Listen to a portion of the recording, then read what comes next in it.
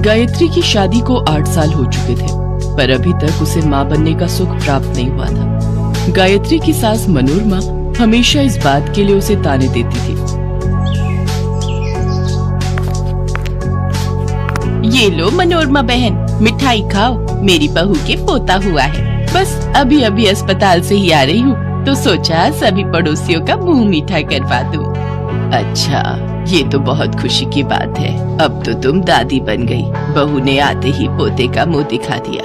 एक मेरी बहू है, शादी को 8 साल हो गए। पता नहीं हमारी ही किस्मत फूटी थी जो ऐसी 5 बहू हमारे घर में आई। वो तो है, पर अब क्या ही हो सकता है, जो किस्मत में लिखा है वही तो मिलना है। अच्छा, मैं चलती हूँ और घरों में भी मिठाई बांटनी है। अपनी सास की बात सुनकर गायत्री रोने लगती है। अब क्या हुआ माँ, क्यों गुस्सा हो रही हो? अपनी किस्मत को रो रही हूँ। तेरी बांझ बीवी के कारण मोहल्ले वालों के सामने कितनी बदनामी हो रही है। माँ, किस्मत तुम्हारी नहीं, मेरी भी खराब है। मेरे दोस्त यार मेरा मजाक उड़ाते हैं, सबके बच्चे हो गए। सब मुझे बोलते हैं कि मैं बाप नहीं बन पाया, और ये सब इस गायत्री के कारण हो रहा है। कभी कभी तो जी करता है इससे सारे रिश्ते तोड़कर दूसरी शादी कर लो। सुरेश की बात सुनकर गायत्री घबरा जाती है। उस बेचारी के ऊपर तो दुखों का पहाड़ टूट पड़ा था। एक दिन मनोरमा घर पर नहीं थी। एक साधु बाबा द्वार पर आए और भिक्षा मांगने लगे। बाबा को भिक्षा दो बेटी। बाबा, ये लो, मैंने अभी अभी रोटी और साग बनाया है, आप ये खा लो। जीती रहो बेटी, माँ दुर्गा की कृपा तुम्हारे ऊपर बनी रहे। मैं तुझे चिंताओं से घिरा हुआ देख रहा हूँ। अपनी सभी चिंताओं को दूर करने के लिए माँ दुर्गा की पूजा कर। यदि तेरे मन में कोई भी इच्छा है तो माँ से मांग बेटी, और कल से शुरू होने वाले नवरात्रि व्रत कर। वो तेरी हर मनोकामना पूरी करेंगी, वही तेरे सारे दुख दूर करेंगी। साधु बाबा ने गायत्री को माँ दुर्गा की भक्ति का मार्ग बताया और चले गए। हे दुर्गा माँ, मैं आपके नवरात्रि व्रत पूरे विधि विधान से संपूर्ण कर सकूं, इतनी मुझे शक्ति देना माँ। जय माँ दुर्गा। गायत्री ने माँ दुर्गा के नवरात्रि व्रत रखने का प्रण लिया और अगले दिन पूजा की सारी तैयारी करके वो मंदिर जाने लगी। ये सुबह सुबह तैयार होकर कहाँ जा रही है? माँ जी, आज से नवरात्रि व्रत शुरू है तो मैंने भी नवरात्रि व्रत रखे हैं, इसीलिए मंदिर जा रही हूँ।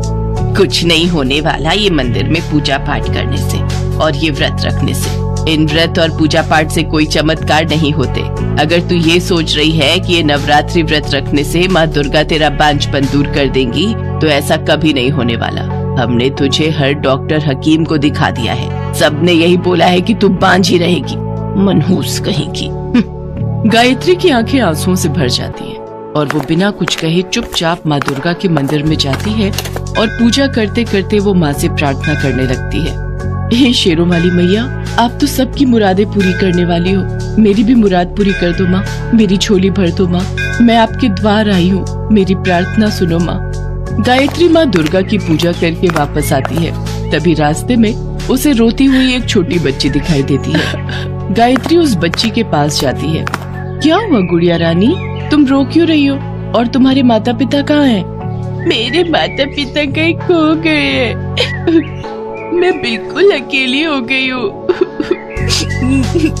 मैं ऐसे इस बच्ची को अकेले छोड़कर नहीं जा सकती। माता पिता नहीं मिल जाते, तुम मेरे साथ ही रहना। गायत्री छोटी बच्ची को अपने साथ घर ले आती है। ये किसे पकड़ लाई है? किसकी बच्ची है ये? माँ जी, ये अपने माता पिता से बिछड़ गई है, बहुत रो रही थी, इसलिए मैं इसे घर ले आई। हमने कोई अनाथ आश्रम खोल रखा है जो सड़क पर चलते भिखारियों के बच्चों को अपने घर में जगह दे दे। खुद तो तू अपने बच्चे कर नहीं पाई, बांझ कहीं की, ऊपर से ये अनाथ बच्ची और उठा कर ले आई है। भगवान जाने किसकी बच्ची है ये। जा, इसे वहीं छोड़ कर आ।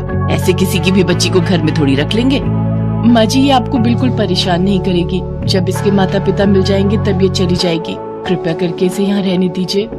रहने दो माँ, बेकार में ये रो रो कर पूरे घर को परेशान कर देगी। तुम इसकी वजह से परेशान मत हो। मैं वैसे भी इससे बहुत जल्दी छुटकारा पाने का उपाय सोच रहा हूँ। जा ले जा और जी भर कर प्यार कर ले इसे। खुद के बच्चे तो तू प्यार करने के लिए पैदा कर नहीं सकती। गायत्री उस बच्ची को कमरे में ले जाती है।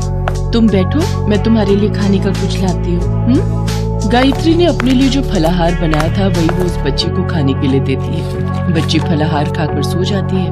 कुछ दिन तक गायत्री उस बच्ची को अपने पास ही रखती है। गुड़िया रानी, कल दुर्गा अष्टमी का दिन है। कल मैं घर पर कन्या पूजन करूंगी। चलो, मैं तुम्हें बाजार से कुछ नए कपड़े खरीद कर दे देती हूँ। तुम बहुत अच्छी हो माँ। तुमने मुझे माँ कहा, एक बार फिर से बोलो, माँ। गायत्री बच्ची को गले से लगा लेती है और फूंक फूंक कर रोने लगती है।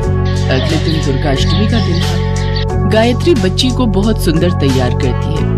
गायत्री कन्या पूजन की तैयारी कर रही थी, तभी मनोरमा आती है और गुस्से में भरी सब कुछ हटाने लगती है। बहुत हो गया तेरा ढोंग। अब ये बच्ची यहाँ नहीं रहेगी और ना ही कोई कन्या पूजन होगा। मनोरमा पूजा घर के आगे रखे सामान को हटाने लगती है, तभी उसकी आंखों के आगे अंधेरा आ जाता है। उसकी आंखें जलने लगती हैं और उसकी आंखों की रोशनी चली जाती है। वो चिल्ला पड़ती है और वो छोटी बच्ची माँ दुर्गा के रूप में आ जाती है।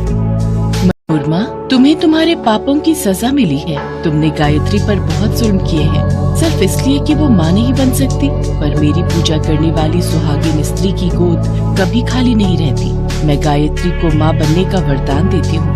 आज से ठीक 9 माह के पश्चात गायत्री एक कन्या को जन्म देगी। मैं उसे उसकी पूजा का फल देने आई हूँ। मैया, आप एक बेटी के रूप में मेरे पास आई। आपके दर्शन पाकर मैं कृतार्थ हो गई माँ। मेरी सासू माँ को क्षमा कर दो माँ, उन्हें दंड मत दो। आप तो ममता की देवी हो माँ। मेरी सास से जो भूल हुई है उसके लिए मैं आपसे क्षमा मांगती हूँ। गायत्री की बातें सुनकर मनोरमा की आंखों में आंसू आ जाते हैं। आज वो कितनी बड़ी भूल करने वाली थी। उसने कन्या पूजन को खंडित करने का दुस्साहस किया था। हे शेरों वाली माँ, मुझसे भूल हो गई। हे दुर्गा मैया, मुझे क्षमा करो। मैं आपकी शक्ति को पहचान नहीं पाई। मैं माया के बंधन में सब कुछ भूल गई थी। मेरी आंखों की रोशनी लौटा दो माँ। मैं आपसे दया की भीख मांगती हूँ। मैंने भी गायत्री को बहुत सताया माँ। मैं आपसे क्षमा मांगता हूँ। माँ की आंखों की रोशनी लौटा दो मैया। तुम्हें अपनी गलती का एहसास हुआ है, इसके लिए मैं तुम्हें क्षमा करती हूँ। पर ध्यान रहे, इस धरती पर प्रत्येक कन्या मेरा ही स्वरूप है। इसलिए जो कोई भी कन्या पर अत्याचार करेगा, तब मैं दुर्गा रूप में उन्हें दंड देने अवश्य आऊंगी। आज गायत्री के कहने पर मैं तुम्हें क्षमा कर रही हूँ।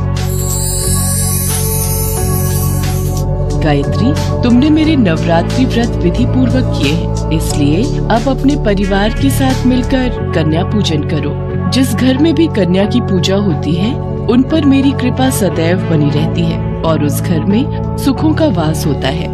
गायत्री को आशीर्वाद देकर माँ दुर्गा अंतर्ध्यान हो जाती हैं और देवी दुर्गा के आशीर्वाद से ठीक 9 माह के पश्चात गायत्री एक बेटी को जन्म देती है। गायत्री की बेटी माँ दुर्गा के आशीर्वाद से हुई थी, इसलिए गायत्री अपनी बेटी का नाम दुर्गा रखती है। बेटी दुर्गा के आ जाने से गायत्री के जीवन में खुशियाँ आ जाती है।